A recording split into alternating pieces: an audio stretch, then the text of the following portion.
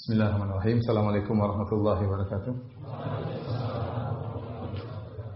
Alhamdulillahi ala ihsani wa syukru lahu ala taufiqihi wa amtinani. Asyhadu an la ilaha illallah wahdahu la syarika lahu ta'ziman li sya'nih.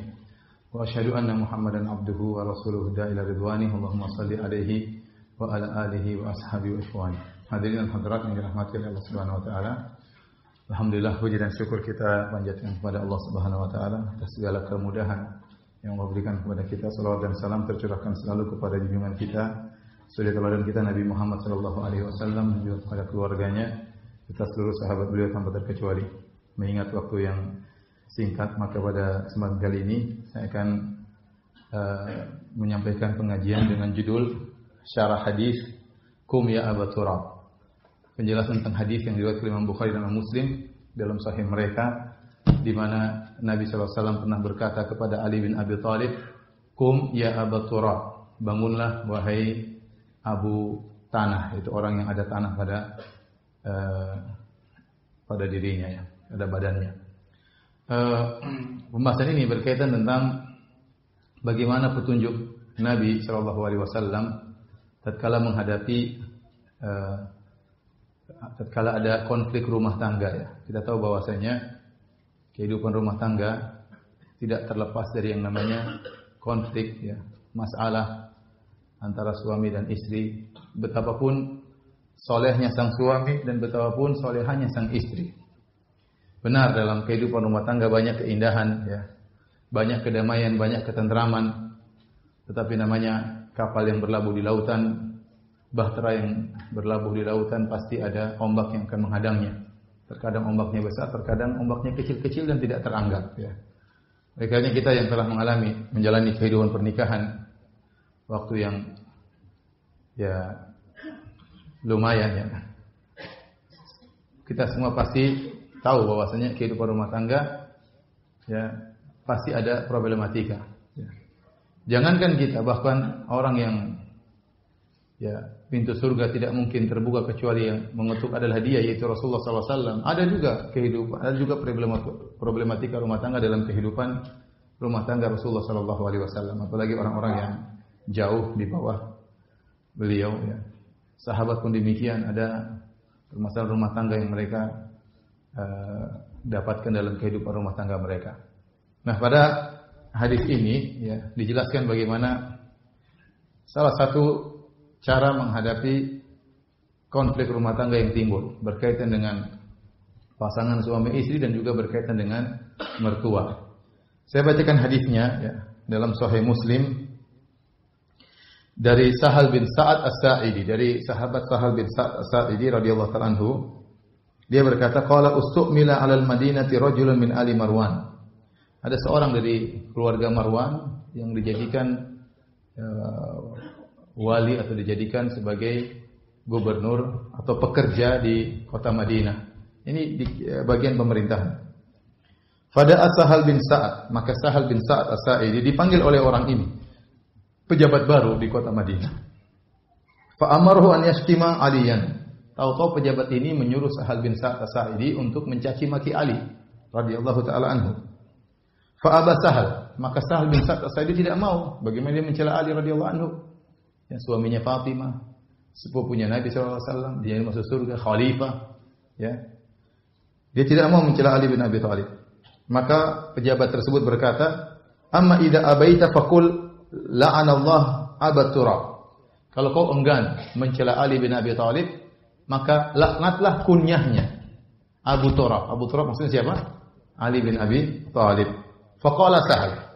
Maka Sahal waktu disuruh melaknat Abu Turab, itu melaknat Ali bin Abi Thalib, maka dia berkata, "Ma kana li Aliyin ismun ahabba ilaihi min Abi Turab." Tidak ada panggilan yang paling dicintai oleh Ali bin Abi Thalib seperti Abu Turab. Itu panggilan yang paling dia sukai kalau dipanggil dengan Abu Turab. Wa in kana la yafrahu idza du'iya biha. Sungguh Ali bin Abi Thalib sangat bergembira jika dipanggil dengan Abu Turab. Bagaimana saya mau melaknat Abu Turab? Wong itu nama yang paling disukai oleh siapa? Ali bin Abi Thalib. Faqala lahu, maka pejabat ini berkata, "Akhbirna an qissatihi, lima summiya Abu Turabin." Sampaikanlah kepada kami tentang kisahnya. Bagaimana ceritanya? Kenapa Abu Ali bin Abi Thalib dipanggil dengan Abu Turab? Maka Sahal bin Sa'ad As-Sa'idi bercerita, kenapa Ali bin Abi Thalib dipanggil dengan Abu Turab? Beliau berkata radhiyallahu ta'ala anhu, Ja'a Rasulullah sallallahu alaihi wasallam baita Fatimah. Satu hari Rasulullah sallam menyenguk rumah putrinya Fatimah radhiyallahu ta'ala anha di siang hari. Falam yajid Aliyan fil bait. Ternyata suaminya Fatimah yaitu Ali tidak ada di rumah. Biasanya ini waktu siang, waktu istirahat, harusnya suami berada di rumah. Maka Nabi merasakan ada sesuatu. Kok bisa Ali bin Abi Thalib tidak ada di rumah? Maka Rasulullah SAW berkata, Aina ibnu ammik? Mana putra saudara, mana putra pamanmu, wahai Aisyah? Maksudnya putra pamannya adalah Ali bin Abi Thalib. Karena Ali bin Abi Thalib itu punya hak dua terhadap Fatimah. Pertama, Ali adalah suaminya Fatimah. Yang kedua, Ali juga kerabat dengan Fatimah. Karena Ali bin Abi Thalib sepupunya siapa? Rasulullah SAW. Maka Nabi berkata, Aina ibnu ammik? Di mana putra pamanmu? Itu di mana Ali? Qalat, maka Fatimah menjawab, Kana baini wa bainahu syai'. Tadi ada masalah antara aku dengan dia, ada suatu permasalahan. Faghadabani, dan Ali membuat saya marah. Fa kharaja falam yaqil indi. Kemudian dia keluar dari rumah dan dia tidak tidur siang di rumahku. Dia pergi dari rumah dan dia tidak tidur siang di rumahku. Faqala Rasulullah sallallahu alaihi wasallam li insanin, maka Rasulullah SAW menyuruh salah seorang sahabat disuruh oleh Nabi. Kata Nabi, "Unzur aina huwa?" Tolong carikan di mana Ali bin Abi Thalib. Di mana dia? Faja'a Rasulullah sallallahu alaihi wasallam, faqala ya Rasulullah huwa fil masjid raqib. Maka orang ini pun cari Ali dan dia dapat, kata dia, "Ya Rasulullah, Ali bin Abi Thalib ada di Masjid Nabawi sedang tidur."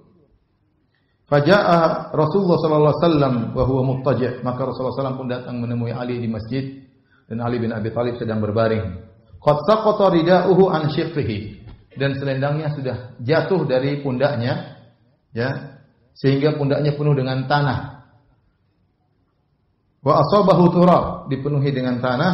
Faja'ala Rasulullah sallallahu alaihi wasallam yamsahuhu anhu. Maka Rasulullah SAW pun membersihkan tanah atau pasir dari pundak Ali bin Abi Thalib. Wa yaqul, kemudian Nabi berkata, "Kum Aba Turabin, kum Aba Turab." Bangunlah wahai orang yang ada tanahnya, bangunlah Abu Tanah, maksudnya orang yang ada tanahnya. Inilah sebabnya Nabi memanggil Ali bin Abi Thalib dengan apa? Abu Turab.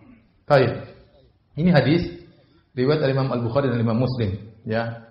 Dan banyak sekali faedah yang bisa kita dapatkan dari hadis ini disebut oleh para ulama berkaitan dengan masalah kekeluargaan maupun yang lainnya. Yang pertama di antaranya bolehnya seorang tidur di masjid, ya.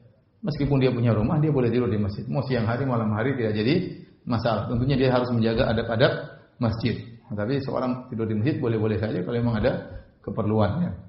Kemudian di antaranya mertua boleh atau orang tua boleh menjenguk rumah anaknya atau rumah menantunya atau rumah putrinya tanpa harus minta izin terlebih dahulu. Dia datang kemudian masuk sebagaimana Nabi SAW menjenguk rumah Ali bin Abi Thalib atau Nabi menjenguk rumah Fatimah radhiyallahu taala anha. Kemudian di antara faedah yang bisa kita ambil dari kisah ini, lihat waktu Nabi SAW datang ke rumah Fatimah di siang hari, dan itu waktu biasanya orang-orang istirahat di siang hari, namanya Qailulah. Qailulah adalah tidur menjelang duhur atau setelah duhur. Sama-sama disebut dengan apa? Qailulah, yaitu tidur di siang hari. Dan ini dulu sunnah yang dikerjakan oleh para sahabat sehingga mereka tatkala bangun dari tidur tersebut bisa lebih giat untuk melakukan kegiatan lainnya. Dan kebiasaannya mereka tidur di rumah. Ya, dan Nabi sengaja jenguk di waktu yang diperkirakan suami istri lagi ada. Nabi pilih waktu tersebut. Ternyata Ali tidak ada. Ali tidak ada. Maka seakan-akan Nabi merasa ada suatu permasalahan. Maka Nabi SAW segera bertanya kepada Fatimah radhiyallahu anha. Tapi Nabi tidak berkata, "Aina zaujuki?" Di mana suamimu? Tidak. Nabi bertanya dengan lafal yang lain. Kata Nabi, "Aina ibnu ammik?" Mana putra pamanmu? Seakan-akan Nabi ingatkan kepada Fatimah putrinya, "Wahai Fatimah putriku, sungguhnya suamimu Ali bin Abi Thalib itu punya hubungan dengan engkau dari dua sisi. Pertama, dia adalah suamimu, yang kedua dia adalah kerabatmu. Sungguhnya Ali adalah sepupunya Nabi sallallahu alaihi wasallam. Jadi dia punya hak yang harus diperhatikan. Jangan sampai ada keributan, jangan sampai ada pertikaian karena kalau ribut dengan Ali bin Abi Thalib salah dalam dua hal. Pertama, salah dia sebagai suami, yang kedua memutuskan silaturahmi. Ya. Intinya Nabi langsung berusaha menghadapi permasalahan tersebut dengan cara yang sangat halus. Maka dia bertanya, "Aina ibnu ammik?" Di mana putra pamanmu?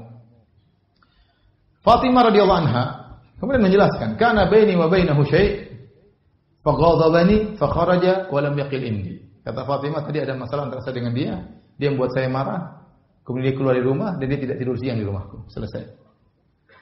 Fatimah radhiyallahu anha pun tidak bercerita dengan detail.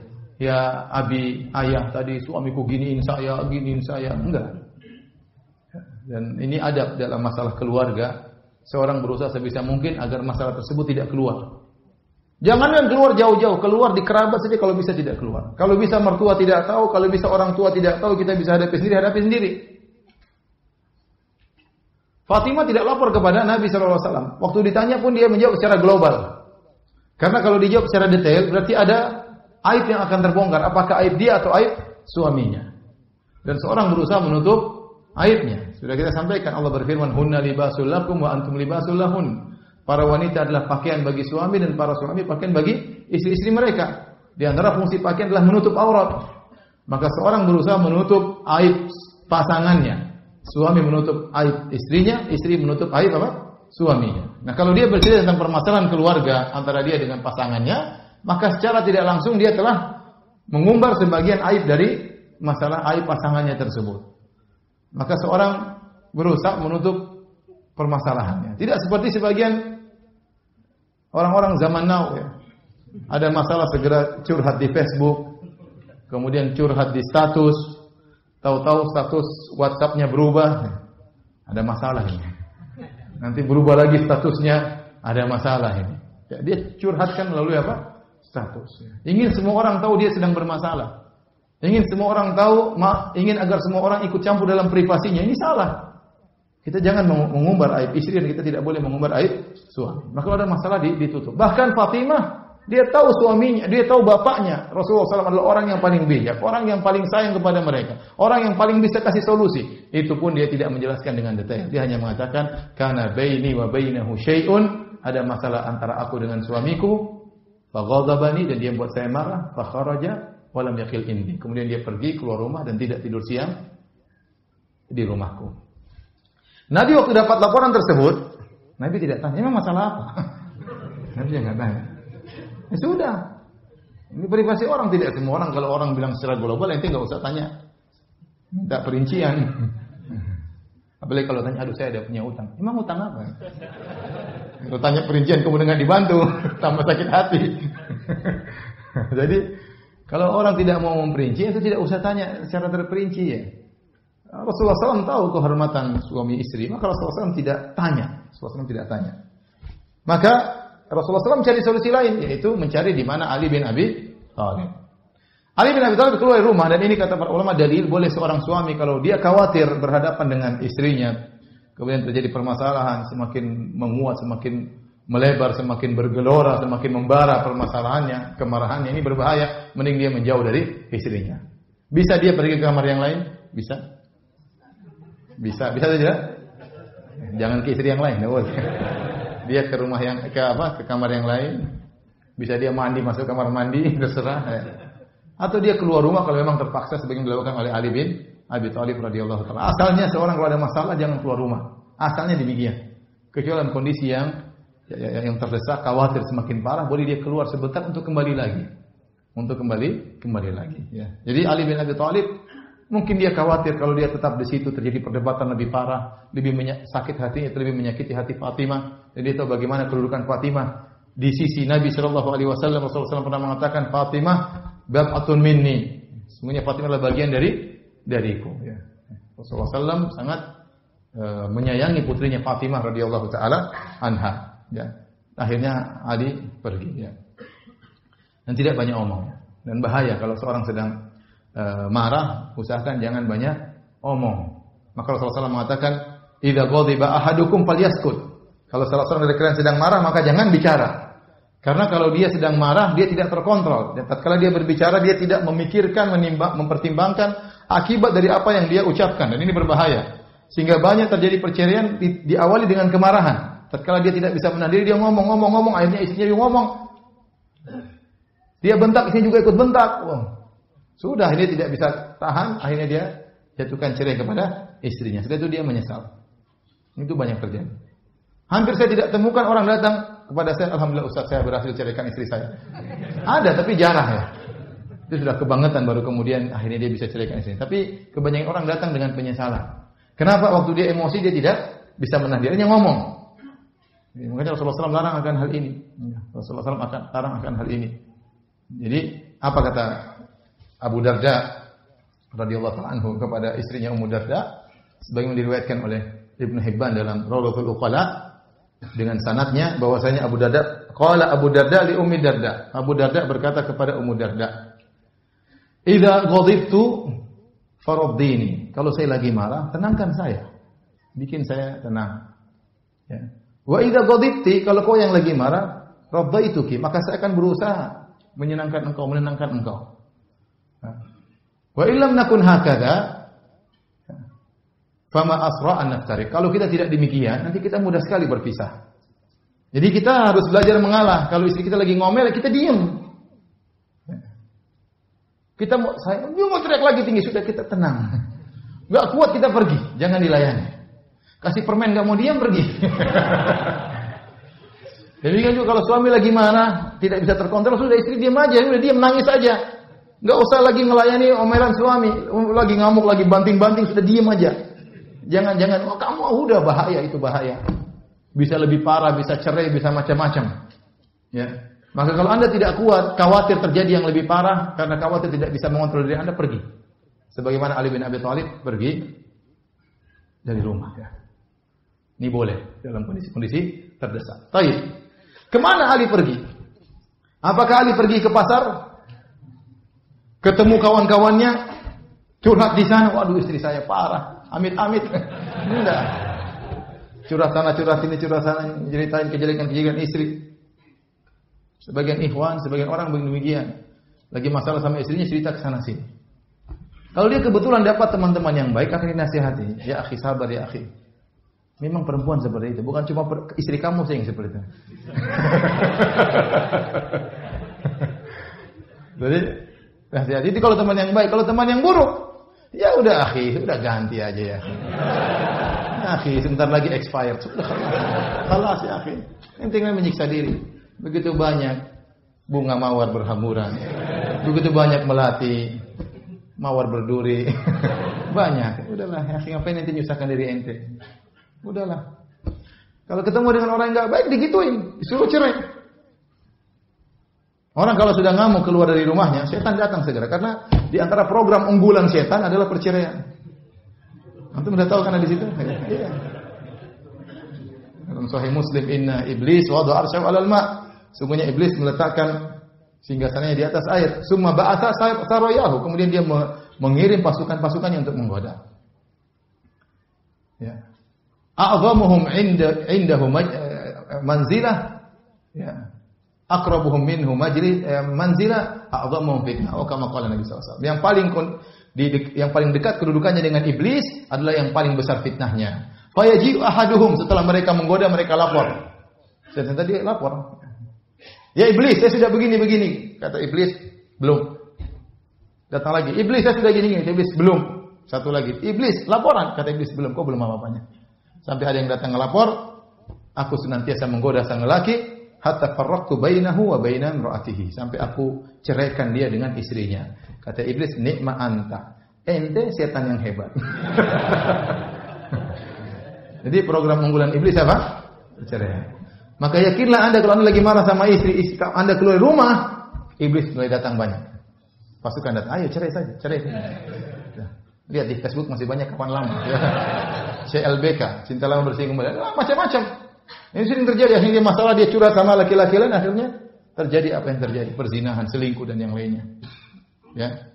Jadi hati-hati kalau orang punya masalah, jangan dia melampiaskan kekesalannya, permasalahannya pada tempat yang salah. Lihatlah Ali bin Abi Thalib. Kemana dia pergi?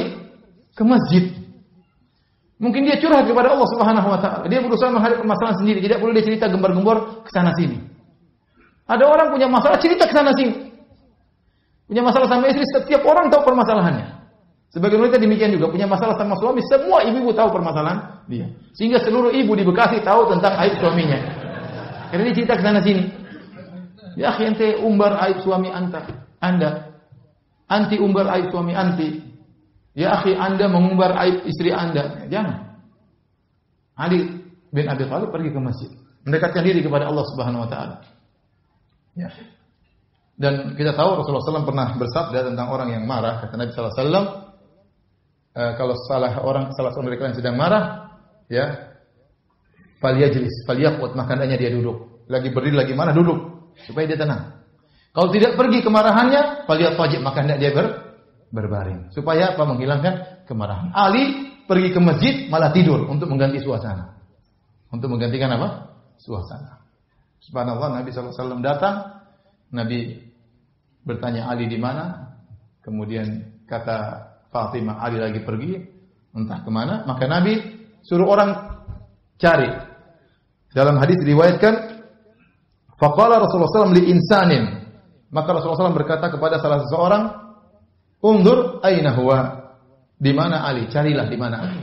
Disebutkan oleh para ahli hadis atau para syurahul hadis, orang yang ditanya oleh Nabi ini adalah Sahal bin Sa'ad As-Sa'idi, sang perawi hadis. Sang perawi hadis. Jadi dalil bahwasanya Nabi SAW tidak tahu ilmu gaib. Nabi suruh nyari dulu. Nabi tidak mengatakan sebentar ya. Di masjid lagi tidur. Ya. Nabi suruh orang nyari. Setelah itu datang laporan, ya Rasulullah, huwa fil masjid raqid, sungguhnya dia sedang tidur di masjid. Subhanallah, Nabi tidak berkata panggil dia ke sini. Enggak. Tapi Nabi dengan tawadhu'nya, dengan kelembutannya, dia yang datang menuju Ali bin Abi Thalib. Dia yang datang menuju Ali bin Abi Thalib.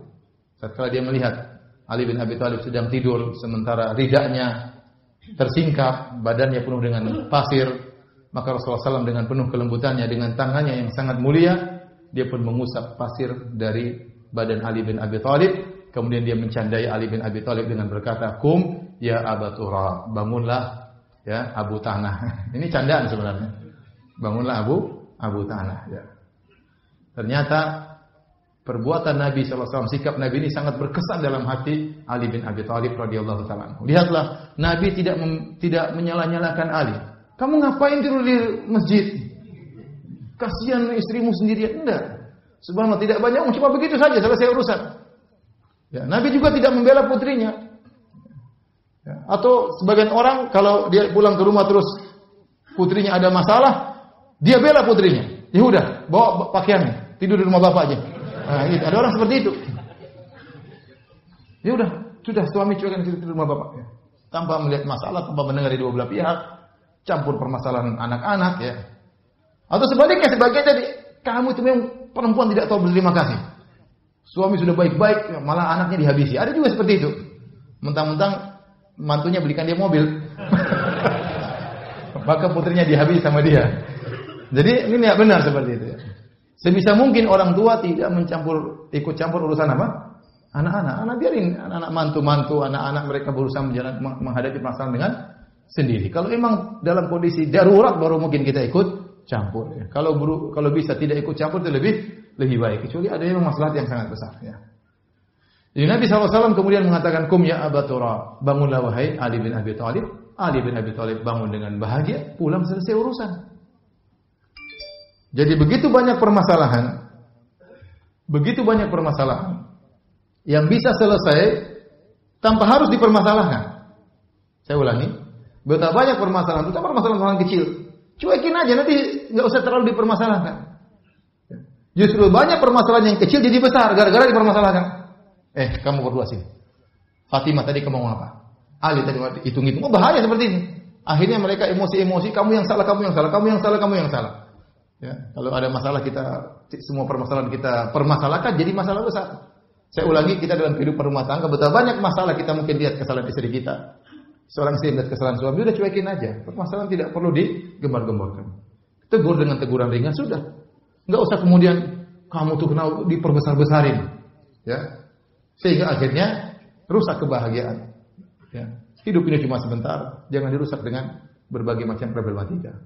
Masalah akan datang, hadapi dengan baik, bukan dengan berbesar sesuatu yang kecil ya. Oleh karenanya setelah itu Ali bin Abi Thalib sangat senang dipanggil dengan Abu Turab. Padahal Ali bin Abi Thalib anaknya kunyahnya itu ada 3. Dia dipanggil dengan Abul Hasan karena anak yang paling tua siapa? Al Hasan. Dia dipanggil dengan Abu Sibtain. Sibtain artinya 2 cucu karena Hasan dan Husain adalah cucunya siapa? Nabi sallallahu alaihi wasallam. Dan dia dipanggil dengan Abu Turab karena tadi ada tanah di badannya ya. Ternyata itu yang paling dia disukai dan ini dalil bahwa seorang boleh dipanggil dengan beberapa kunyah dan ternyata yang paling disukai adalah Abu Turab karena ada kisahnya ya. Ada kronologinya sehingga dia sangat suka dipanggil dengan apa? Abu Turab. Dia merasakan bagaimana perhatian mertuanya kepada dia yaitu Muhammad sallallahu alaihi wasallam. Dan ini juga dalil bahwasanya seorang boleh dipanggil dengan kunyah yang meskipun bukan nama anaknya. Abu Turab. Ali tidak punya anak namanya apa? Turab ya. Ada orang suka nador enggak nikah namanya Abu Nador. Nador kerjanya enggak nikah nador enggak nih Abu Nador. Enggak ada insyaallah di Bekasi ya. Kasihan kalau ada. Jangan sampai kita diberi gelar dengan gelaran yang buruk ya. Baik. Hadirin hadirat yang Allah Subhanahu wa taala, di antara perkara-perkara yang penting untuk kita ketahui berkaitan dengan hadis ini atau berkaitan dengan problematika rumah tangga agar kita bisa menghadapi masalah rumah tangga dengan baik ya. Yang pertama azan ya. Ya udah azan. Salat dulu apa lanjut? Salat dulu. Ya udah azan, salat baru kita lanjut insyaallah taala. Bismillahirrahmanirrahim. Alhamdulillah salatu wassalamu ala Rasulillah wa ala alihi wa sahbihi wa wala. Hadirin dan hadirat yang dirahmati oleh Allah Subhanahu wa taala. Ada beberapa hal yang harus kita perhatikan. Tatkala timbul permasalahan antara kita dengan keluarga kita, antara kita dengan istri atau kita dengan suami, ya, agar permasalahan tersebut bisa mudah kita atasi. Yang pertama, tatkala timbul pertikaian antara kita dengan pasangan kita, ya, maka kita harus memposisikan diri kita bahwasanya kita adalah bagian dari problem. Bahwasanya kita punya andil, kita punya saham dalam timbulnya permasalahan tersebut. Jangan kita melemparkan seluruh permasalahan 100% kepada istri kita. Atau jangan kita lemparkan permasalahan 100% kepada suami kita. Tatkala kita seakan-akan kita tidak bersalah, kesalahan sesungguhnya seluruhnya kepada pasangan kita, maka itu susah untuk mencari perdamaian. Karena kenyataannya biasanya permasalahan yang timbul itu ada andil kita dalam permasalahan tersebut. Contoh sederhana misalnya seorang suami pulang di malam hari kemudian lagi berhasrat atau mengajak istrinya berhubungan, di sini tidak mau. Dia emosi, kamu itu istri tidak bertakwa, dilaknat malaikat sampai subuh. Tahu enggak ini hadisnya ini? Kemarin kata Ustaz Firanda ini mau. Padahal masalahnya tadi siang dia minta beli bakso enggak dibelikan, itu aja masalahnya. Jadi seorang jangan langsung melemparkan seluruh permasalahan kepada pasangan hidupnya. Bisa jadi permasalahan timbul karena dia punya andil juga. Dan pasti ada andil kita. Oleh karena tatkala kita menghadapi permasalahan, posisikan diri kita bahwasanya kita juga adalah bagian dari permasalahan. Ada beberapa persen, meskipun mungkin cuma 0,1%, tapi kita juga termasuk sebab terjadinya permasalahan. Tatkala kita memposisikan diri kita dengan cara seperti itu, mudah bagi kita untuk menghadapi permasalahan. Ini yang pertama. Yang kedua, tatkala kita sedang marah sama pasangan kita, marah kepada istri atau marah kepada suami, maka berusaha sekuat mungkin untuk ingat kebaikan pasangan kita. Terutama tatkala kita sedang di puncak-puncak kemarahan. Dan ini adalah wasiat Nabi sallallahu alaihi wasallam. Rasulullah SAW, la yafruq mu'minun mu'minah in kariha minha khuluqan radiya minhal akhar. Janganlah seorang suami yang beriman membenci istrinya. Kalau dia benci salah satu perangai dari istrinya, maka dia akan ridho dengan perangai yang lain. Artinya kalau ada kekurangan istrinya, pasti ada kebaikan istrinya. Terutama tatkala kita sedang marah kepada istri kita.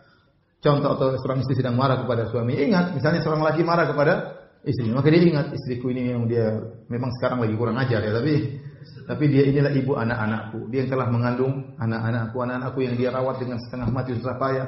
Anak-anakku yang di kemudian hari akan merawatku, anak-anakku yang di kemudian hari akan selalu mendoakanku. Ibunya yang berusaha payah. Ingat seperti itu. Ingat waktu kita lagi sakit yang merawat kita adalah istri kita. Ingat waktu kita lagi miskin, lagi susah, istri kita yang sabar ya dengan kesusahan kita. Ingat dulu kita miskin, kita ngelamar istri kita mau terima saja padahal kita pas-pasan. Ya ingat kebaikan-kebaikan yang istri kita lakukan. Ya, meskipun dia begitu tapi masakannya enak. Gitu. Seperti itu. Ada hari-hari indah kita ingat ya. Ada hari susah bagaimana istri kita benar-benar bersama kita tatkala dalam kesusahan. Jadi tatkala kita ingat kebaikan-kebaikan istri kita, mengurangi kemarahan kita dan solusi akan semakin besar di hadapan kita. Demikian juga seorang istri kalau lagi marah sama suaminya, jangan lupakan segala kebaikan suaminya. Ingat kebaikan-kebaikan suaminya. Bagaimana suaminya susah mencari nafkah, pergi pagi, pulang malam, ya. Habis diomelin sama bosnya, ya. Ngelamar sana sini tidak diterima, ya. Itu susah payah seperti itu, ya. Utang sana dia harus menanggung utang. Ya, dia harus kalau istri lagi sakit dia yang ngantar istrinya ke rumah sakit, istri lagi sakit dia yang mijit istrinya. Ingat kebaikan-kebaikan tersebut akan meluluhkan segala kemarahan kita kepada pasangan kita. Dan ini wasiat Nabi sallallahu alaihi wasallam. Tapi kalau seorang sedang marah kemudian dia melupakan kebaikan pasangannya, wah ini bahaya seperti itu. Akhirnya dia tidak menghargai pasangan kita sama sekali. Padahal Rasulullah SAW melarang hal tersebut. Kata Nabi SAW, la yafruqu mu'minun mu'minah in kariha minha khuluqan radiya minha al-akhar. Janganlah seorang suami yang beriman benci kepada istrinya yang beriman.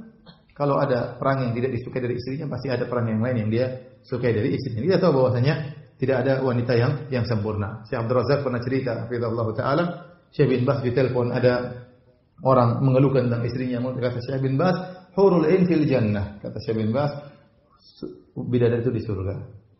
Kalau mau dapat istri sempurna mati aja mungkin begitu. Ya kalau belum mau dapat istri sempurna enggak ada di dunia. Syekh bin Bas jelaskan mau dapat istri sempurna hanya ada di mana? Di surga. Selama kau masih di dunia, maka istrimu pasti punya kekurangan. Demikian juga seorang wanita, ya, bahwasanya suaminya tidak akan sempurna, ya. Oleh karenanya sering saya sampaikan dalam pengajian saya bahwasanya di dunia tidak ada kesempurnaan. Apapun tidak ada yang sempurna, ya. Kenapa? Agar kita selalu rindu dengan kesempurnaan. Kita tahu bahwa dunia hanyalah sementara. Kesempurnaan ada di mana? Di akhirat. Sehingga orang tidak terpedaya dengan kenikmatan yang ada di dunia ini dan dia bersabar dengan kekurangan yang ada di dunia ini. Karena kesempurnaan hanya ada di mana? Di surga, ya. Ini di antara hal yang mungkin kita tempuh tatkala kita sedang marah, sehingga dengan cara demikian kita bisa mengurangi kemarahan kita kepada pasangan kita. Di antara yang perkara yang kita lakukan yang ketiga, kita harus ingat bahwasanya orang yang paling utama untuk kita berbuat baik kepadanya adalah pasangan kita. Ya. Adalah pasangan kita. Ya, Rasulullah SAW bersabda, khairukum li ahli wa ana khairukum li ahli. Sebaik-baik kalian di sisi Allah adalah terbaik bagi istrinya. Aku suami yang terbaik. Rasulullah SAW berkata demikian kepada para suami. Dan demikian juga Rasulullah SAW berkata kepada para istri, sebagaimana Rasulullah SAW berkatakan kepada seorang wanita, "Unzuri aina anti minhu fa innahu jannatuki aw naruki." Lihatlah wahai sang wanita bagaimana kedudukanmu di hati suamimu. Sungguhnya suami adalah surgamu atau nerakamu. Jadi di antara orang yang paling utama kita berbuat baik kepadanya adalah pasangan kita. Kalau kita senyum kepada orang lain, kita merasa dapat pahala, maka senyum kepada istri pahalanya lebih besar. Kalau kita ngobrol menyenangkan hati orang, menyenangkan hati kawan, buat kawan tertawa, kita dapat pahala, maka membuat istri gembira, bahagia, pahalanya lebih besar. Kalau kita memaafkan orang lain, kita merasa dapat pahala, maka maafkan istri, pahalanya lebih besar. Kalau kita bisa memberi uzur kepada kawan kita tatkala dia bersalah, maka beri uzur kepada istri lebih utama. Sebaliknya pun demikian istri terhadap suami. Ya. Kalau seorang wanita bisa lemah lembut kepada orang lain, maka kepada suaminya harus lebih lemah lembut lagi. Kalau seorang wanita bisa menghargai temannya, maka menghargai suami harus lebih lagi. Kalau seorang wanita bisa maafkan temannya, maka maafkan suami harus lebih lagi dan pahalanya lebih besar. Jangan sampai sebaliknya, sama orang lain lembut, sama suami tidak lembut. Ibu-ibu kalau beli barang sama penjual, beli bakso lah sama tukang bakso, pasti ngomongnya lembut. Mas, sepiring bakso, mangkuk bakso Mas ya. Mas tolong ambil sausnya Mas ya. Sudah habis Mas, tambah lagi satu mangkuk Mas ya. Enggak mungkin dia bilang, "Mas, tambah lagi Mas. Itu sausnya sini Mas. Itu sini Mas. Ini kurang baksonya Mas." Enggak ada begitu. Dia pasti ngomong baik-baik. Contoh saja kalau istri antum misalnya atau antum pesan di Grab. Iya Pak, selesai. Iya Pak, pasti lembut kan? Nah, kalau seorang wanita bisa lemah lembut kepada supir Grab, kepada tukang bakso, maka dia lebih lembut kepada suami. Jangan sampai suaminya bercita-cita di tukang bakso supaya dilembuti oleh istrinya. Maka saya katakan kalau orang lain kita lembuti, maka suami harus lebih kita baiki. Kalau kita mudah beringat tangan membantu orang lain, membantu kepada anak yatim, membantu kepada janda, semangat. Maka pada istri harus lebih utama kita berikan bantuan kepada istri. Rasulullah SAW bersabda, dinarun anfaqtahu dalam Sahih Muslim, dinarun anfaqtahu fi sabilillah. Sekeping dinar yang kau keluarkan, logam emas yang kau keluarkan untuk berjihad di jalan Allah Subhanahu wa taala. Dinarun anfaqtahu fi raqabah. Dinar sekeping emas yang kau keluarkan untuk membebaskan budak. Dinarun anfaqtahu ala miskin. Sekeping dinar yang kau keluarkan untuk membantu orang miskin. Wa dinarun anfaqtahu ala ahlik, dan sekeping dinar yang kau keluarkan untuk istrimu, a'dhamuhu ajran indallah alladhi anfaqtu ala ahlik. Maka yang paling besar pahalanya adalah yang kau infakkan untuk istrimu. Ya, maka saya katakan senyum yang paling berpahala senyum kepada istri. Bertutur kata yang lembut yang paling berpahala, kata Nabi, al-kalimatut thayyibah shadaqah. Kata-kata yang lemah lembut itu sedekah. Ya, kalau Anda tidak ingin menyakiti hati teman Anda, jangan juga sakiti hati istri. Bukan sebalik kalau ngomong sama istri, ngomong tidak perlu dia nangis atau dia sedih, tidak peduli, asal ngomong. Jangan demikian. Ya. Maka ini antara hal-hal yang mungkin perlu diperhatikan agar kalau ada masalah kita bisa hadapi dengan baik. Yang paling penting adalah berdoa kepada Allah Subhanahu wa taala. Berdoa, ya Allah, jadikanlah istriku istri yang salehah berakhlak mulia. Istri juga berdoa, ya Allah, jadikanlah suamiku suami yang saleh berakhlak yang mulia. Di antara doa yang paling baik, Allahumma hdini li ahsanil akhlaqi la yahdi li ahsaniha illa ant wasrif anni sayyi'aha la yasrif anni sayyi'aha illa ant. Ya Allah, tunjukkan aku kepada akhlak yang mulia, tidak ada yang bisa beri petunjuk kepadaku pada akhlak yang mulia kecuali Engkau, dan jauhkanlah aku dari akhlak yang buruk, tidak ada yang bisa menjauhkan aku dari akhlak yang buruk kecuali Engkau. Ini kita doakan istri kita. Allahumma hdi zaujati, ya Allah berilah petunjuk kepada istriku kepada akhlak yang mulia. La yahdiha li ahsaniha illa ant. Tidak ada yang bisa beri petunjuk kepada istriku kepada akhlak yang mulia kecuali Engkau. Wasrif anha sayyi'ah. Ya Allah, jauhkanlah dari istriku akhlak yang buruk. Ya Allah, sungguh dia suka bentak-bentak saya, ya Allah. Jauhkan dia dari akhlak yang buruk, karena tidak ada yang bisa menjauhkan dia dari akhlak yang buruk kecuali Engkau, ya Allah. Dengan doa yang tulus, mudah-mudahan hidup kita bisa lebih berbahagia. Adapun masalah-masalah rumah tangga biasa, ya. Kalau kecil-kecil cuekin, jangan terlalu dipermasalahkan. Ya, betapa banyak masalah hilang dengan tidak kita permasalahkan. Banyak masalah yang jadi besar tatkala kita permasalahkan. Demikian, Allah alam bisawab. Kalau ada yang bertanya saya persilahkan. Kalau tidak ada, alhamdulillah. Ya.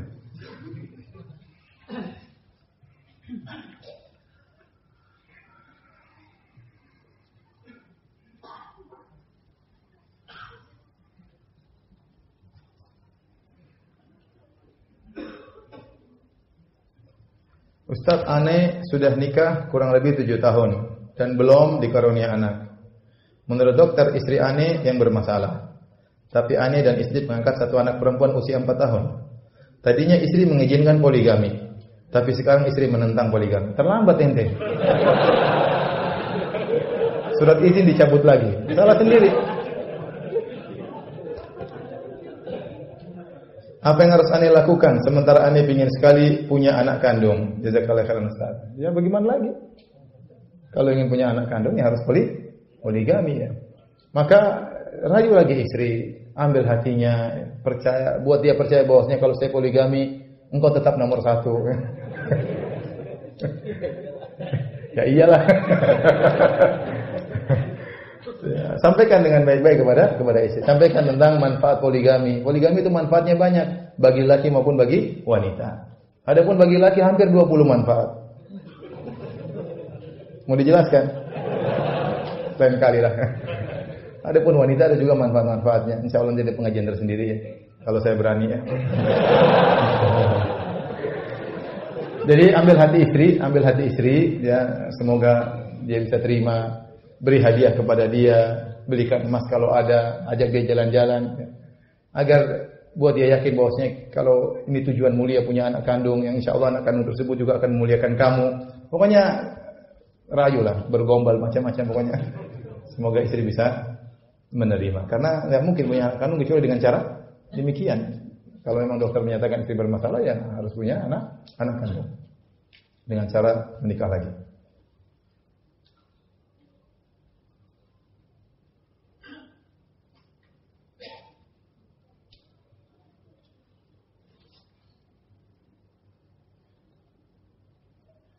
Dalam hadis dijelaskan bahwa seorang di akhirat nanti akan dikumpulkan bersama dengan orang yang dia cintai. Apa jika kita mencintai ibu kita yang kafir maka akan dikumpulkan bersamanya? Tentunya tidak ya. Hadis itu umum ya. Bahwasanya almar'u ma'aman ahad, seorang akan dikumpulkan bersama orang yang dia cintai. Ya tapi kalau dia ternyata orang yang dia cintai kafir ya, maka tidak bisa dia dikumpulkan orang kafir tersebut. Maka lebih khusus yang kafir di neraka, yang beriman di mana di surga ya. Sebagaimana Ibrahim yang begitu sayang kepada bapaknya tidak bisa dikumpulkan dengan apa? Bapaknya. Sebagaimana Nabi Nuh alaihissalam begitu sayang kepada putranya sampai dia dakwahi putranya sampai dia sedih. Toh tidak bisa dikumpulkan dengan apa? Putranya ya. Jadi kafir tidak bisa digabungkan dengan muslim di akhirat kelak, muslim di surga, kafir di neraka jahanam. Kecuali bisa berkumpul antara surga dan neraka, dan itu adalah mengumpulkan dua hal yang kontradiktif sebagaimana mengumpulkan timur dan barat, utara dan selatan. Apa Ustaz? Ana yang 2 bulan lalu disuruh nadhar pulang kajian. Laporan. Baru kemarin ana ngomong ke pihak akhwatnya dan langsung dapat jawaban. Alhamdulillah, ana tidak diterima. Mohon doanya agar dapat ganti yang lebih baik Ustaz. Amin ya rabbal alamin ya. Kita doakan bareng-bareng semoga dia bersabar, semoga diberikan calon yang lebih baik, istri yang lebih soleha, yang lebih cantik, yang lebih menyejukkan pandangannya, yang bantu dia untuk masuk ke dalam surga, yang rela untuk dipoligami.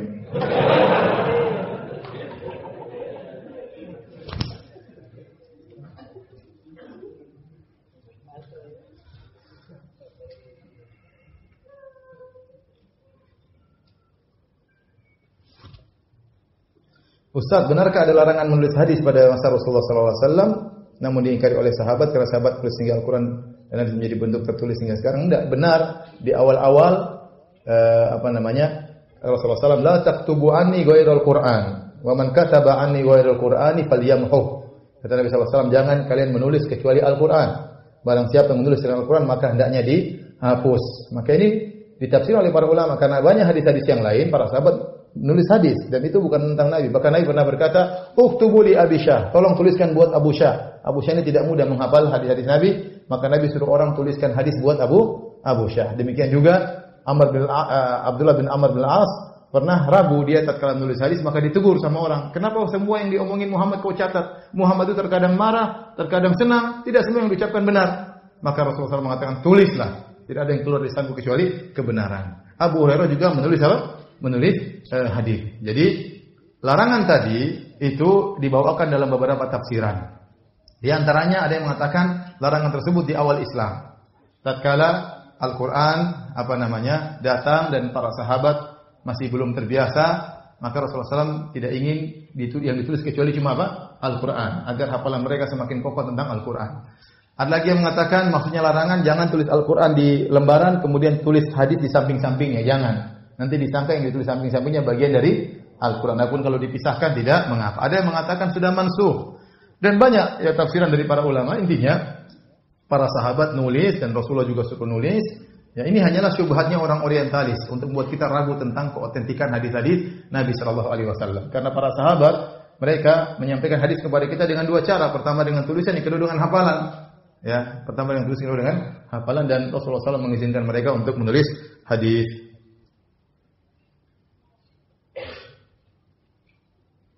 Apakah hukumnya jika seorang istri menceritakan aib suaminya kepada lelaki yang lain yang telah menikah juga serta sering chat dengan sang lelaki itu? Apakah sikap yang tepat menghadapi wanita seperti ini? Nasihati ya. Kenapa harus chat sama laki-laki lain? Dan nasihati laki-laki tersebut, tolong jangan layani chattingan istri saya. Ya. Sampaikan, jangan, saya cemburu. Tidak boleh Anda beradab, jangan istri kamu yang chat sudah, kamu jangan layani. Dan kita harus bijak menghadapi istrinya. Karena wanita butuh curhat. Akhirnya kalau wanita mau curhat kepada misalnya teman perempuannya yang terpercaya, yang amanah, yang tidak. Karena kalau dengan lelaki itu rawan. Wanita yang punya masalah sama suaminya, dia berusaha mencari lelaki yang lain. Ini banyak terjadi. Melihat kekurangan suaminya, dia mendapati hal yang menutup kekurangan tersebut pada lelaki lain, akhirnya jatuh cinta pada lelaki tersebut. Betapa banyak wanita kerja di kantor, kalau pulang ke rumah lihat suaminya banyak kekurangan, ternyata di kantor ada lelaki yang menutupi kekurangan tersebut, akhirnya dia cinta kepada lelaki tersebut. Oleh karenanya Saya sangat tidak menyarankan seorang wanita curhat kepada lelaki lain ya.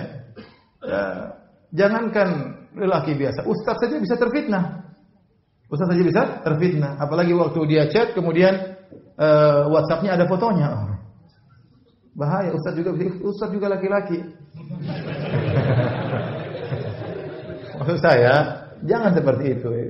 Ya, kalau dia mau curhat, misalnya kalau bisa dia datang dengan temannya, ketemu langsung dengan ustaz, ngobrol langsung supaya masalah cepat selesai, itu lebih baik ya. Bukan dengan chatting-chattingan, terkadang ini rawan. Ya, kalau mau dia curhat sama wanita yang terpercaya, yang bisa memberi solusi menurut yang baik, atau dia chatting kepada ustaz yang amanah, kalau tuh dia pergi langsung ketemu ustaz, ditemani dengan kawannya, itu lebih baik.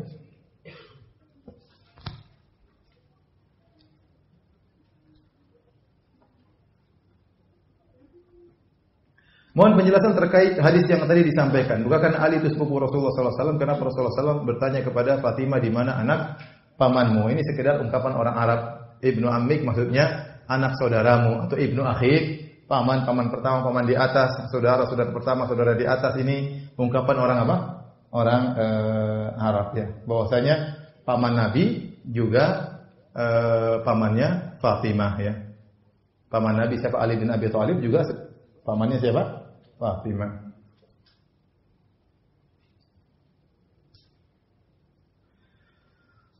Baik, demikian saja. Mohon maaf banyak pertanyaan tidak bisa saya jawab. Kurang lebihnya saya mohon maaf.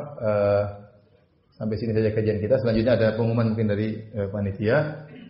Demikian wabillahi taufik. Assalamualaikum warahmatullahi wabarakatuh.